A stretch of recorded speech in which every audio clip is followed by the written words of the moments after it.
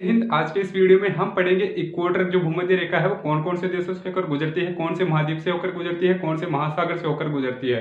पिछली वीडियोस में हमने समझा दिया था क्या होती है भूमध्य रेखा, क्या होती है प्राइम मेरिडियन। ठीक है, तो आज की इस वीडियो में हम देखेंगे भूमध्य रेखा किन किन महाद्वीपों से, किन किन महासागरों से और फाइनली उन महाद्वीपों के कौन कौन से देशों से होकर गुजरती है। तो देखिए, ये हमारा ग्लोब है, ये हमारी पृथ्वी है। जैसे कि हमने देखा था लास्ट वीडियो में, ये जाती है हमारी भूमध्य रेखा जो पूरे विश्व को दो भागों में बांटती है, बराबर बीच के दो भाग। ये बिल्कुल बीच में से होकर जाती है, जो दो भागों में बांटती है। एक उत्तरी गोलार्ध हो गया अपना, एक दक्षिणी गोलार्ध हो गया। इसी तरीके से एक ही होती है ग्रीनविच, जिसे हम प्राइम मेरिडियन भी कहते हैं।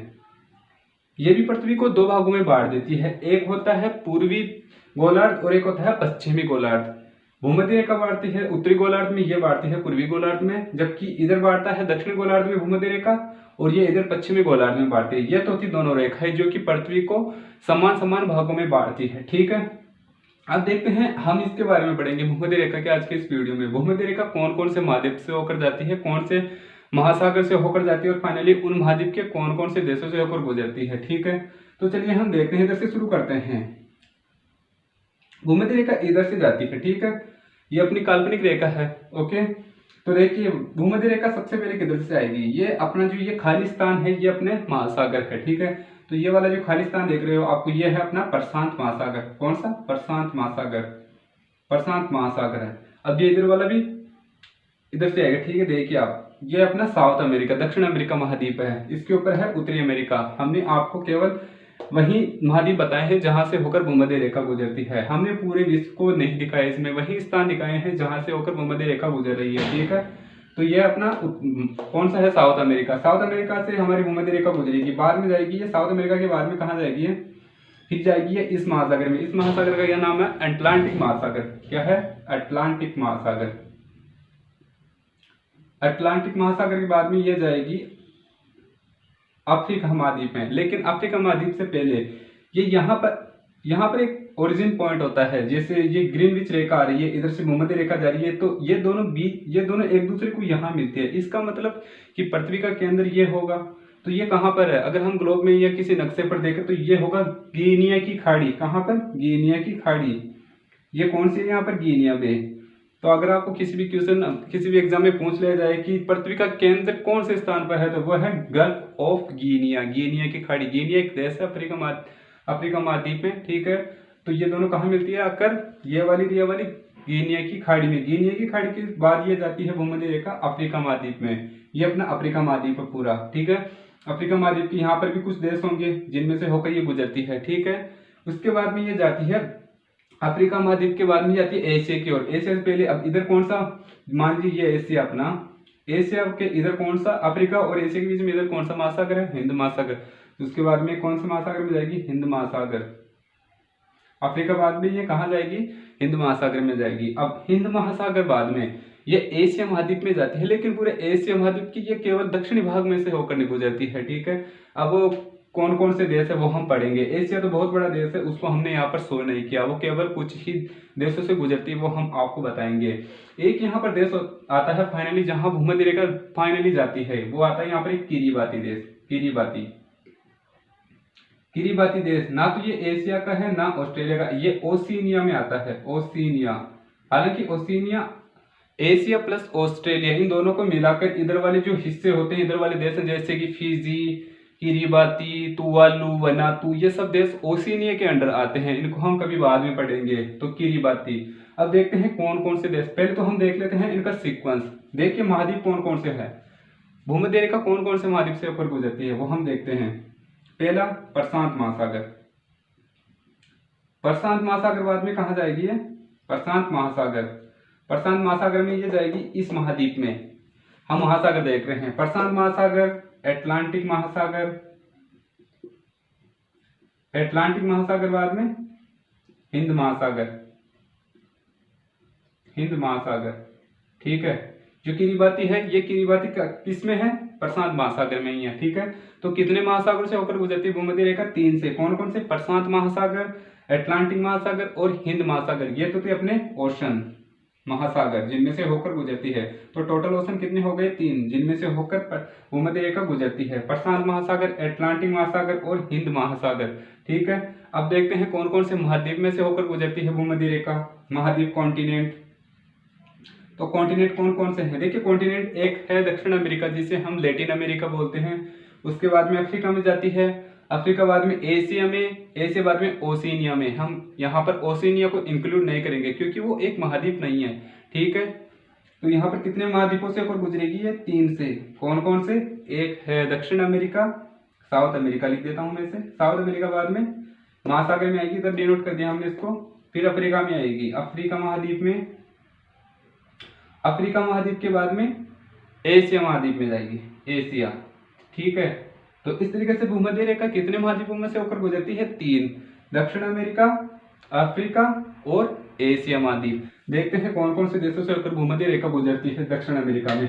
दोस्तों, ये दक्षिण अमेरिका हमने देख लिया था, इधर वाला ये कहां से आएगी? प्रशांत महासागर से। प्रशांत महासागर से डायरेक्टली भूमध्य रेखा किस महाद्वीप में आएगी? दक्षिण अमेरिका में। दक्षिण अमेरिका महाद्वीप में आएगी सबसे पहले इक्वाडोर में। ये वाला भाग है इक्वाडोर। कौन सा? इक्वाडोर। हम इसको लिखते चलते हैं, इक्वाडोर। इक्वाडोर के बाद में जाती है कहां पर? इक्वाडोर के बाद में आती है ये कोलंबिया में। कोलंबिया कुछ इस तरीके से, यहाँ पर कोलंबिया। कहां पे? कोलंबिया।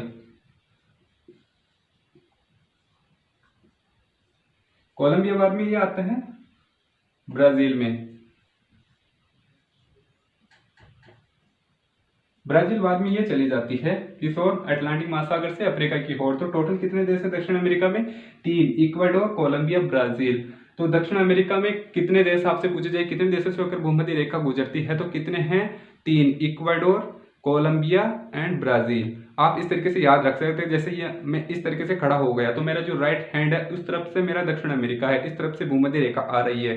तो इधर कितने देश होंगे? इस वाली तरफ 3 देश होंगे। कौन कौन से होंगे? वो अपने ये वाले इक्वाडोर, कोलंबिया, ब्राजील। इसको याद रखने की क्या ट्रिक होगी हमारी? ईसीबी।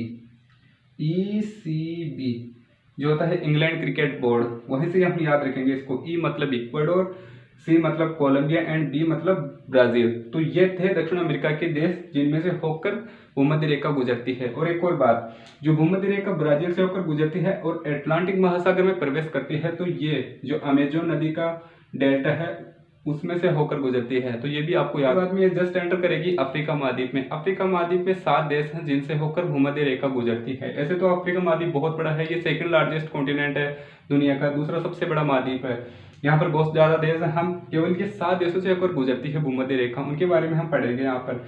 तो सबसे पहले भूमध्य रेखा अफ्रीका महाद्वीप पे जाएगी, यहाँ पर ये जाएगी। तो यहाँ पर आइलैंड है जो है साओ टॉम एंड प्रिंसिपे, जिसे हम शॉर्टकट बोलेंगे STP।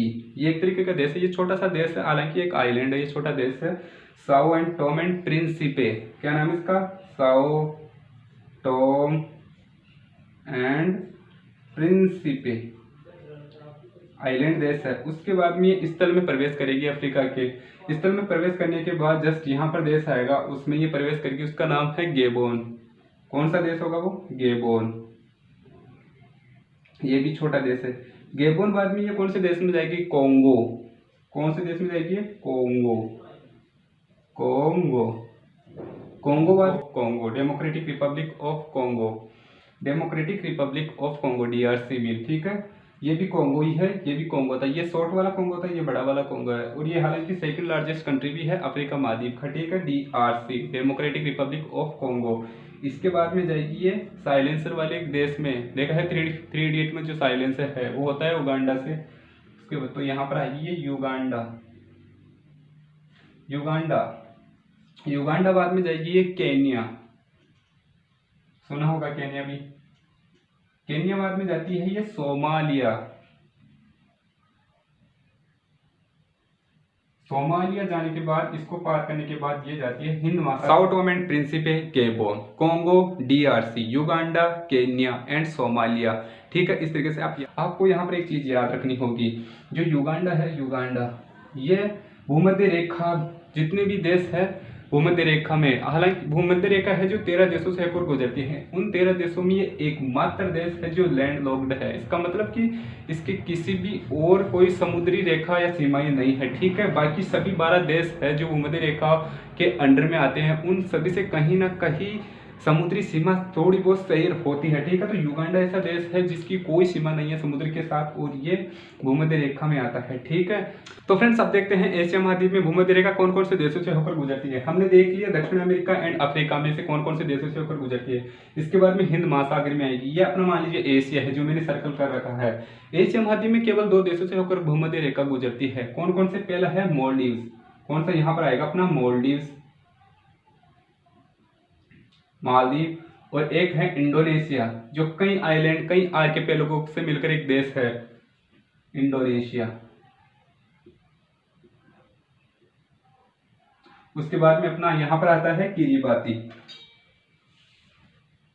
ये वाला हिस्सा किरिबाती जो कि एशिया में नहीं है, ये आपको ध्यान रखना, ये ओशिनिया में है। केवल एशिया में कितने देश हैं? मालदीव एंड इंडोनेशिया, मालदीव और इंडोनेशिया, ठीक है।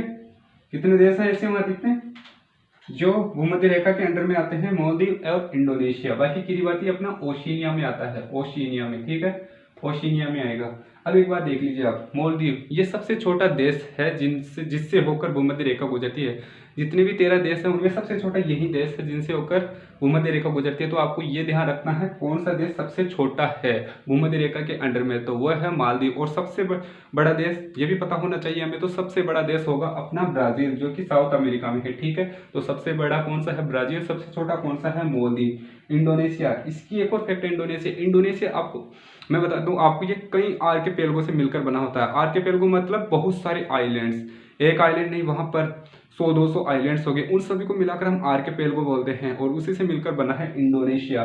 तो इसका मतलब ये जो भूमध्य रेखा इससे होकर गुजरेगी, कई बार स्थल से होकर जाएगी, कई बार समुद्र में आएगी, फिर स्थल में आएगी, फिर समुद्र में जाएगी, फिर स्थल में आएगी, समुद्र में जाएगी। तो जो भूमध्य रेखा की यहाँ पर जो स्थिति होती है इंडोनेशिया में, ये कई बार समुद्र से होकर जाती है, कई बार स्थल से होकर जाती है, ये केवल इंडोनेशिया में होती है, ठीक है। और देशों दक्षिण अमेरिका से कितने देश मिले हमें? 3, जिनसे होकर भूमध्य रेखा होती है। कौन कौन से थे वो? Ecuador, Colombia and Brazil. Brazil सबसे बड़ा देश था जिससे होकर भूमध्य रेखा गुजरती है। उसके बाद में हम किस महाद्वीप में हैं? अफ्रीका महाद्वीप में। वहां पर कितने देश थे? 7। कौन कौन से थे वो हमारे? Sao Tomé and Principe, गेबोन, Congo DRC, Uganda, Kenya, Somalia, ठीक है। वहां पर हमें 7 देश मिले। उसके बाद में हम एशिया में आए। एशिया में हमें कितने देश मिले? 2। उसके बाद में एक ओशिनिया का, किरिबाती। तो टोटल कितने देश हो गए हमारे? ये 7, 10, 12, 13, तो 13 देश हो गए। तो 13 देश थे जिससे होकर भूमध्य रेखा गुजरती है। इसमें सबसे छोटा था मालदीव और सबसे बड़ा कौन सा था? ब्राजील। तो आई होप फ्रेंड्स आपको पसंद आया होगा। मिलते हैं नेक्स्ट वीडियो में, जब तक के लिए